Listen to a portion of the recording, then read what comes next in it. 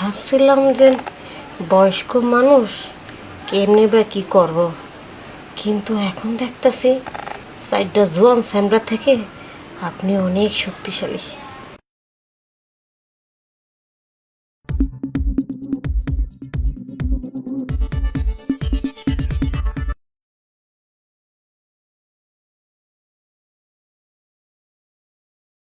তো গরমের মধ্যে থাকা যায়, নিচে গরম, উপরে গরম, মাথায় গরম, স্বামী তো নাই, আমার একেবারে সব জায়গায় গরম। না, এত গরম নিয়ে একটা মেয়ে মানুষ কিভাবে থাকে? এত জবন জ্বালা আমি কাকে দিয়ে মেটাবো? আমি নিজেকে আর কন্ট্রোল করতে পারতেছি না। না, আর থাকতে পারতেছি না।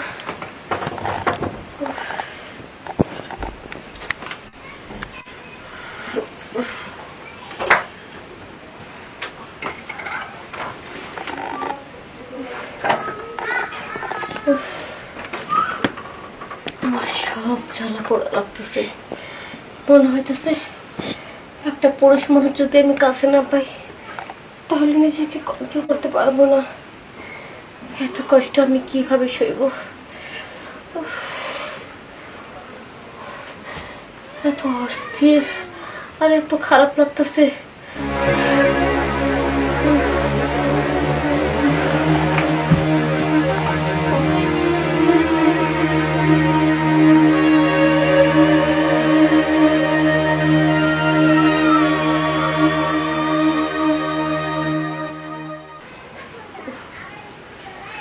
এত চেষ্টা করতেছি ঘুমানোর, ঘুমাইতে পারতেছি না। কোনো কাজ কামও আমার মন বসতেছে না। শরীরের ভিতরে যদি এত জ্বালা থাকে কিভাবে কাজ কামে মন বসবো? একটা কাজ করি, আগে যা দেখি তো আমার শ্বশুরটা কোন জায়গায় আছে, কি করতেছে।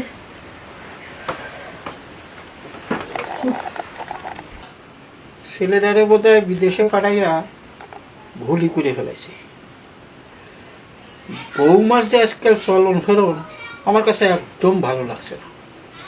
বাইরের পুলিশের দিকে খালি নজর, মনে হয় কোন সময় দেখে খপাত করে নিয়ে খাইয়া ফেলায়। না, আমার কিছু একটা করতে হবে।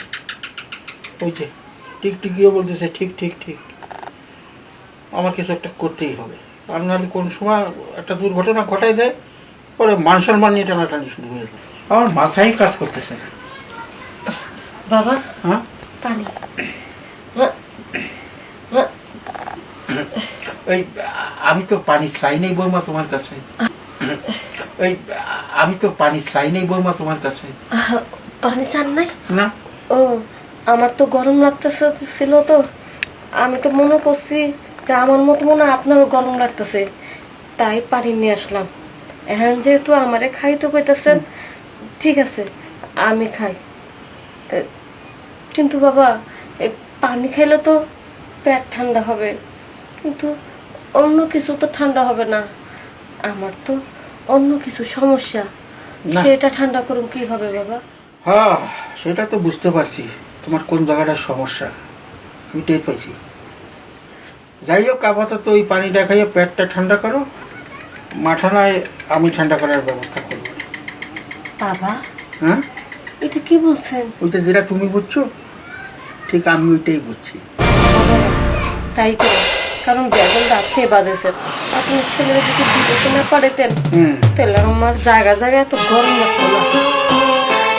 পানিটা খাই, আপনার কথা শুনে তো আরো গরম হয়ে গেছি গা। খাও খাও, মন বুঝে খাও।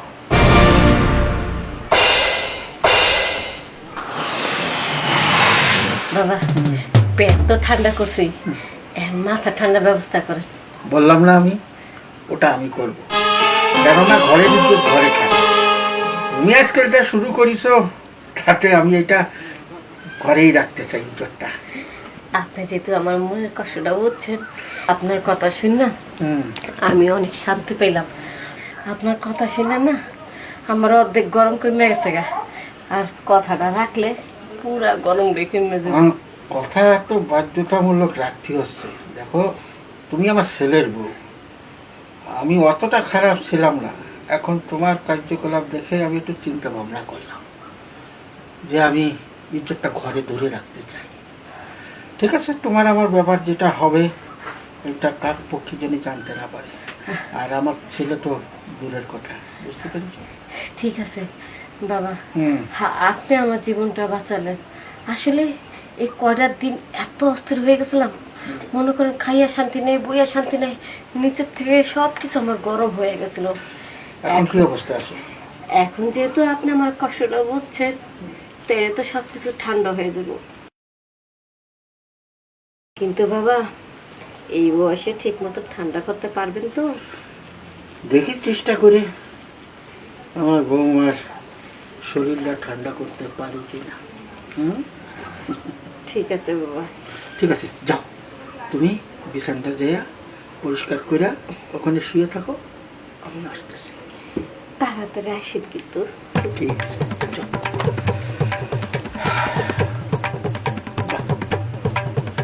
মেঘ না চাইতে জল। বৌমা, তুমি আমাকে তো চিনো না, তোমার প্রতি আমার একটা খায়েশ ছিল, খালি ছেলের বউ দেখে কিছু বলতে পারিনি। এখন তুমি যখন ধরা দিয়েছো, এই সুযোগ আমি কিন্তু হাত ছাড়া সহজে করবো না, সহজে করবো না। যাই, আমার কাজটা আমি সেরে আসি।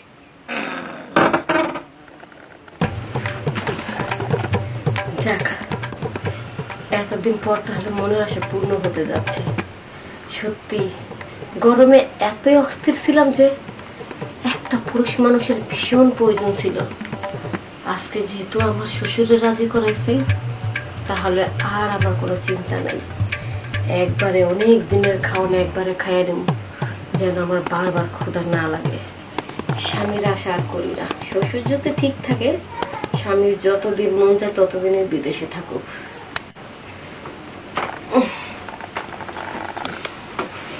কি বৌমা, কি ভাবছো? ভাবছি আপনার কথা। আমার কথা ভাবছো যে আমি বুড়ো মানুষ, আরে না। আমার ক্ষুধা মিটাইতে পারবে কি না? না না না, এটা না। এত তাড়াতাড়ি যে আপনি আমার কষ্টটা বুঝতে পারছেন, সেটাই ভাবছি। এই যে দুঃখ কষ্ট, এইগুলা বোঝার জন্যই তো আমি আছি, শুধু তোমার জন্য। এই কথাটা আগে বললে কি হয়েছিল? এতদিন তোমার এই কষ্ট হয়েছে আমার ঘরের ভিতরে, আমার পুত্রবধূ, আমার ঘরের ভিতরে আমার পুত্রবধূ।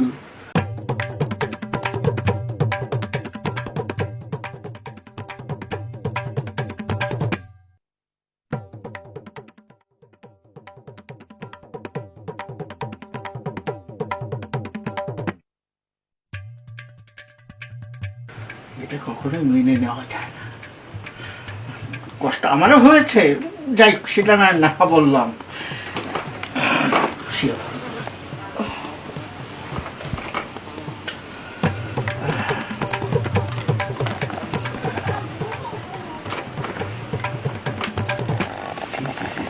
সাহেব গেছে বিদেশে, আর এদিকে হ্যার বউ হ্যার বাপের সাথে এটার একটা বিহিত তো করতে হইব আমার। ভাবছিলাম যে বয়স্ক মানুষ কেমনি বা কি করব, কিন্তু এখন দেখতেছি সাইডটা জোয়ান স্যামরা থেকে আপনি অনেক শক্তিশালী। চিন্তা করো না চান্দু, তোমারে পাইছি আমি, এইটুকু আমার চলব।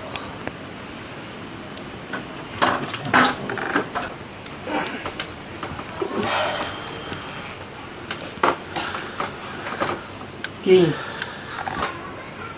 আমার লক্ষ্মী বৌমা, এখন মাথাটা ঠান্ডা হয়েছে আর শরীরটা?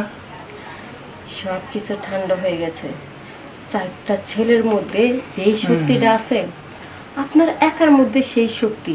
চারটা ছেলের সম্মান, আপনার ওটার ভিতরে শক্তি আছে। থাকবে না কেন? বয়স যদি আমার বেশি হয়, শরীরের জোরটা কিন্তু এখনো কমে নাই, আগের মতনই আছে।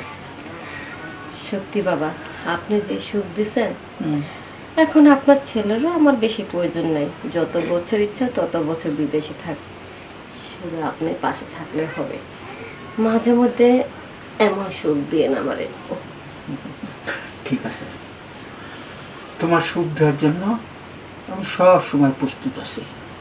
খালি ইশারা করবে, ডাকাও লাগবে না, ঠিক আছে? প্রথমবারের মতন কিন্তু একবার হবে না, আপনি একটু ওয়াশরুমে যান, ফ্রেশ হয়ে আবার হবে। তাই নাকি? হুম। তাহলে গরম একটু রয়ে গেছে বোধহয়। ঠিক আছে, আমি আসি, ফ্রেশ হয়ে আসি, আবার হবে। বুঝলাম না, আমার শ্বশুর আব্বার এত শক্তি, এত পাওয়ার, কিন্তু তারই জন্মের ছেলে, তারটা তো এত বড় আর এত পাওয়ার নাই। থাকা একই জন্মের সন্তানের কি একরকম কি আর হয়? একটু 19-20 হবে না। না না ম্যাডাম, তা হবে না, তবে 18-20 হওয়ার সম্ভাবনা কিন্তু খুব বেশি। এই এইসব কি বলছিস? কিসের 18-20? আপনি 19-20 করেন না, তাই আমি তো একটু পড়াশোনা করছিলাম ছোটকালে, আর কি ওয়ানে পড়ছিলাম, তখন ওই শিখছিলাম 18 আর 20। এই যে তুই বাড়ির চাকর হইয়া আর আমাদের এইসব তুই ভিডিও করছস? আস্তে গলা নামায় সিল্লে মার্কেট পাওয়া যাবো না, সিল্লে মার্কেট পাওয়া যা শুনেন নাই? তাহিরি কইছে ঘটনা হইল এটা না। আপনি বা কেমন মানুষ, আপনার স্বামীরা বিদেশ গেছে, আপনি অপেক্ষা করা বাদ দিয়ে আপনি শেষ পর্যন্ত মাইশের সাথে, আর মাইশের সাথে কি নিজের শ্বশুরের সাথে? চুপ কর, সেটা আমার ব্যক্তিগত বিষয়। আমাদের ফ্যামিলি নিয়ে তুই তো নাক গলায় বিক্রি দিবা। এই যে নাক গলা নিয়ে আমার মোবাইলে, আমি গলাবো না তো, নাক তো আমার মোবাইলে গলাইব, এটা খালি আমি আমার ফেসবুকে ছাড়ে দেবো। দেখ সুজন, তুই কিন্তু বেশি বাড়াবাড়ি করতেছস, তোর চাকরি কিন্তু থাকবে না। তোর চাকরি চাকরিতে কি আমার এইটার উপরে আর চাকরি লাগে? এটাই তো আমার টাকা কামাই দিবে। দেখ সুজন, তুই বোঝার চেষ্টা কর, এই জিনিসটা যদি আমার স্বামী দেখতে পারে, আমার সংসার কি টিকবে বল? তুই কেন যাই না শুনে আমার এত বড় ক্ষতি করতেছস? ম্যাডাম, আপনার স্বামী জানবো না, একটু কাম করে নিলেই তো হয়। একটু কাম করা? তুই কি বলতে চাচ্ছস? আমি তো কিছু বুঝতে পারছি না। কিছুই বুঝতে পারতেছেন না? একটা সহজ করে বুঝাই দিতেছি। এই মনে করেন আপনি করবেন কি, আমার যে বেতনটা আছে না, আমি কাম করি আর না করি আমার বেতনটা ডাবল করে দিবেন, আর সেই সাথে শ্বশুরের সাথে যেটা করছেন এইটা তো আমার সাথে করবেনই মাঝে মধ্যে। সুজন, হ্যাঁ। তুই বাড়ির চাকর আর আমি এ বাড়ির মালকিন, তুই কি ভুলে গেছস? আপনি ভুলে গেছেন গা, আপনার ভিডিও আমার হাতে।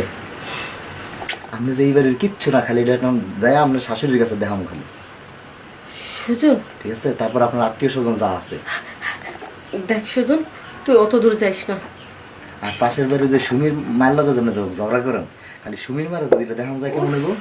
সুজন ঠিক আছে, তুই তো আমাকে চাস, আর না, সব বেতনটা কথা। ডাবল তো চাস, বেতনটা ডাবল। তাই হবে।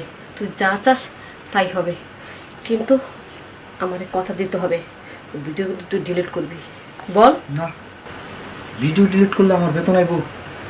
এটা থাকবো আমার কাছে, যত্ন থাকবো। উফ, তোকে আমি ঠিক আছে না, এমনি করে কইলে কিন্তু হবো না। আমার লোক কথা কইবেন ঠান্ডা মাথায়, একটা স্বামী একটা ভাব, বুঝেন না? আপনি ওই যে রাগ দেবেন, আপনার রাগ দেওয়ার টাইম কিন্তু আমার নেই। আসলে আমি দুধ কলা দিয়ে না কাল সাপ পুষেছিলাম। যদি জানতাম যে তুই আমার এত বড় ক্ষতি করবি, তাহলে তোর ব্যবস্থা আগে করে নিতাম। তাহলে কাল সাপটার একটু গর্ত যাবার দেন। দেখেন আপনি বিদেশ থেকে মনে ফোন আইছে। চুপ। আমি কমু না না না, আমি পাঠাই দে বাইরে, পাঠাই দিব। দেখ সুজন, বাড়াবাড়ি করিস না। আচ্ছা তাইলে আর বাড়াবাড়ি না করে আপনিও দেরি আর করেন না, তাহলে আমরা খালি হয়ে পড়েন, কামটা হাইরালাই, তার উপর বেতনের ব্যাপারটা একটু পরে দেখতেছি নাকি কম? ঠিক আছে। এই লক্ষ্মী শোনা চাঁদের কেনা, মুখটি কেন করছো গোমরা? বড় লোকের জিনিস।